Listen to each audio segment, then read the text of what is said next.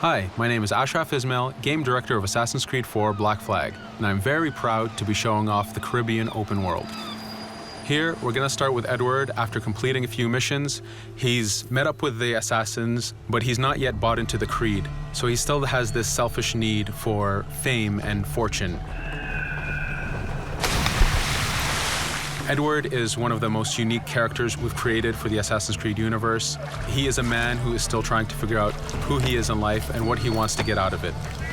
At this point in the story, he still wants that fame, so one way to get it is to complete these assassination contracts. This is a way to make money and to gain a bit of notoriety. So here we go. We have 2 targets to take out, 2 Templar brothers.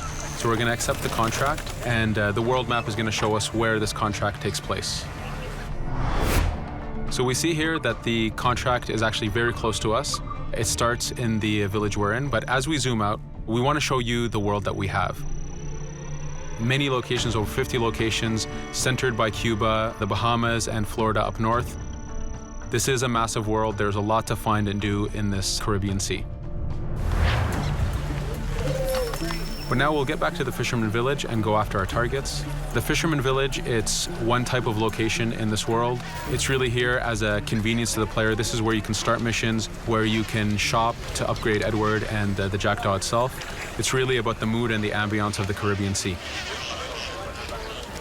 In the distance, we have a tavern that we're approaching. Taverns are places where you can hire crew, play mini games, drink if you wish. But for now, we're going to focus on the targets and take them out.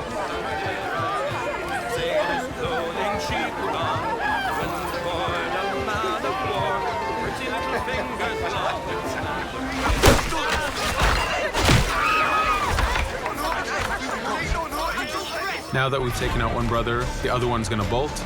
Just like classic ACs, we can chase him down and take him out that way, but there's many ways to complete this contract. We can use the new free aim system to shoot him this way, to eliminate him that way. We can jump onto the ship and take him out with his crew, but instead we're going to let him escape into the sea and follow him with the Jackdaw. This is your ship. This is the second main character of the game. You're going to have to customize and upgrade the ship as you go on this journey with Edward.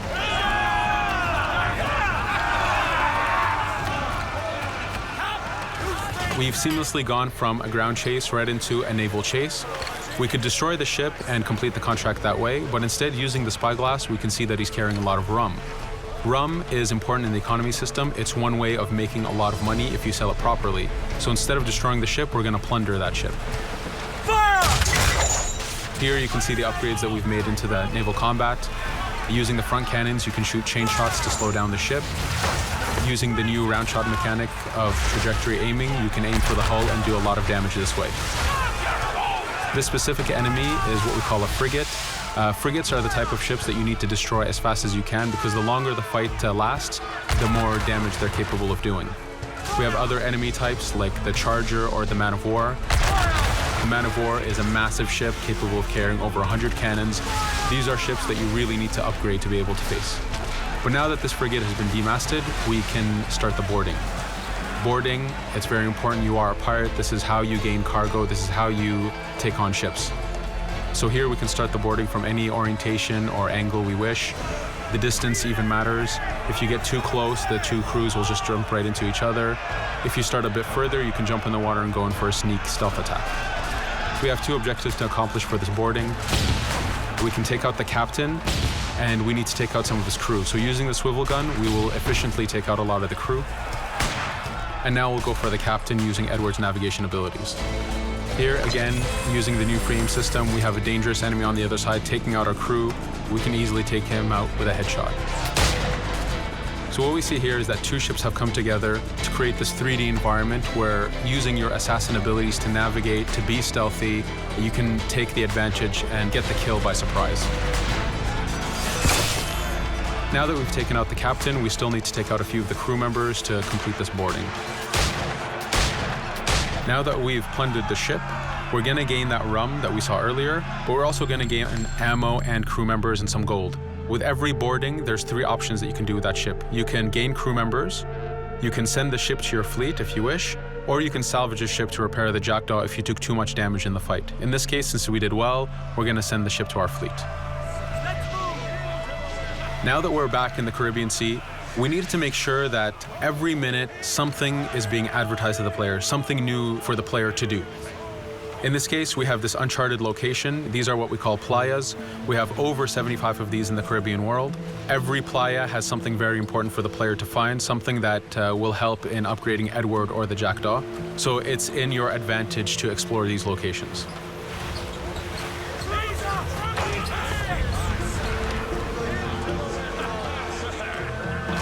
Again, for us, seamlessness is very important. We needed to be able to explore this Caribbean world without having too much interruption in the action. So being able to just let go of the wheel anywhere we want, jump into the water, and swim over to that location. This is very important for the mood and the immersiveness of this Caribbean open world. Here, as we get on the playa, in the distance we can see that there's a faction battle, but closer to us we can see that there's this poor drunken sailor who's passed away. But being a pirate, of course, we're going to loot his body and see what he has for us.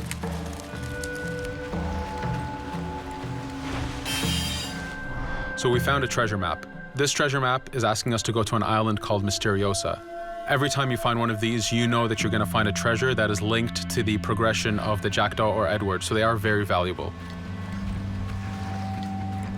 Here we're going to take a look at that faction battle. We have a British ship facing off against a Spanish ship. We could jump in and take advantage of this opportunity, allowing each ship to weaken the other and for us to plunder both.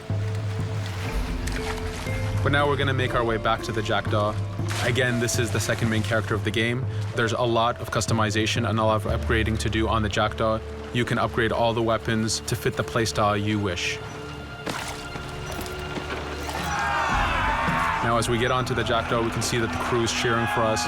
Edward has a really close relationship with his first mate, Adewale, standing right there, and with his crew. And this is something that you'll see later in the demo, that we can lose and gain crew members.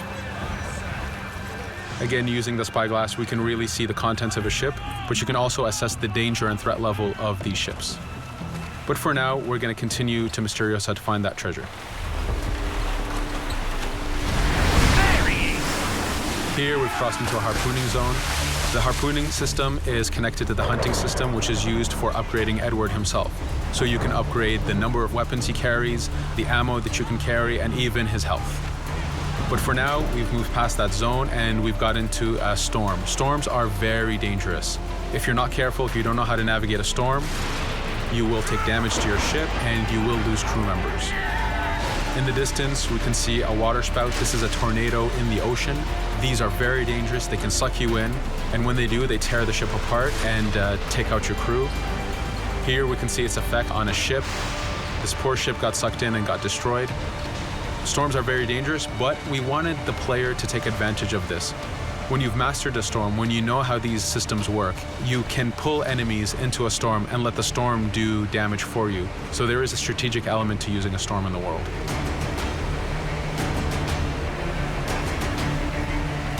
Here we can see that the storm is dying down a bit, but there's still this torrential downpour. It was very important for us to get the real mood of and the atmosphere of the Caribbean in the weather cycles and in the daytime cycles.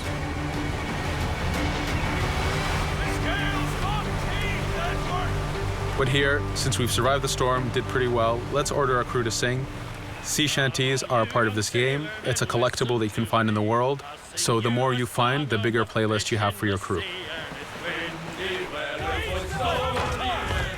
But for now, we've made it to Misteriosa. So again, we're going to seamlessly get off our ship and explore this location.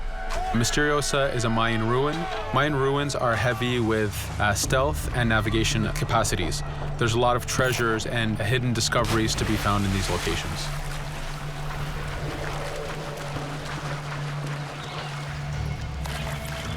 If we recall the treasure map, the treasure is hidden behind a temple. So just by quickly looking around, we can see that temple looks about right. So that's our objective. We'll head there. As we go this way, we can see there's a lot of guards on the beach. We could go in and fight them if we wish to, but to show off that this is a mini open world, we're going to try to find a different route to get to our objective. Here, we've seen a guard. We don't want to alert him, and we don't want to alert the guards on the beach, so we're going to use our stealth ability to take him out silently.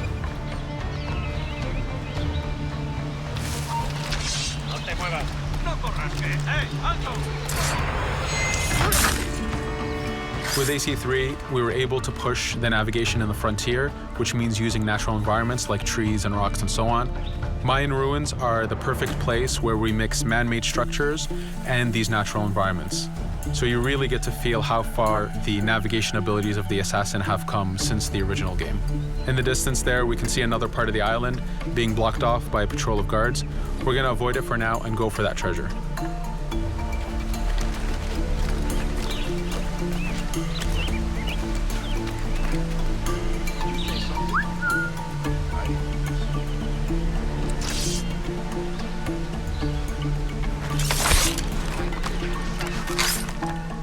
It's important for us to be able to give the players new tools, specifically for stealth. In this case, we have the blowpipe. Using the berserk darts, you make your enemies go crazy. Effectively, this means that they'll attack anything and everything in sight, including their own friends, animals, or Edward if he was in the way. So you do have to be careful with how you use it. But now that we've caused a distraction, if we happen to fall down there, at least there's already a bit of damage done for us. But using our navigation skills, we're able to get past that area without any trouble. There in the distance, you can see the Jackdaw, placed exactly where you left it when you got onto this location. It's really important for us to show the beauty of this Caribbean world. The Caribbean has some amazing vistas, and we pushed ourselves to replicate this in the game.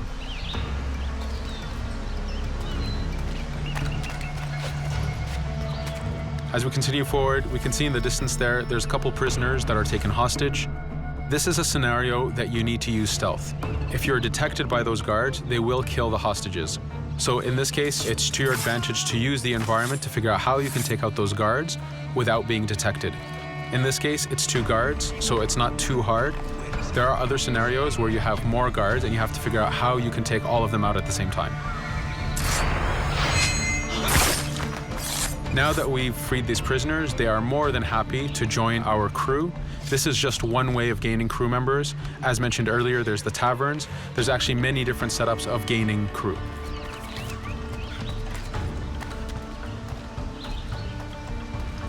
Here, we're going to go back to the treasure map. We can see that the treasure is actually behind the temple near a fountain. So if we just look around, we can see that it's around here.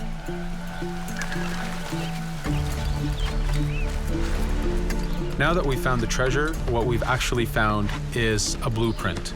Blueprints are incredibly valuable for the upgrading of the Jackdaw. This is how you can upgrade the biggest and most devastating upgrades of the ship. So here we're approaching a reach high point. Just like classic ACs, synchronizing with the reach high point reveals the contents of a location and the map itself. But as an added feature, because this game world is so huge, there are many different locations, this also becomes a fast travel point. So now you can, by synchronizing, now you can come back here anytime you wish to collect those treasures that we passed up a bit earlier. Here we've reached the end of the demo. This was a tease of the open world that we have. We're very excited to be able to show off this game and to let you play it very soon. Thank you for joining us.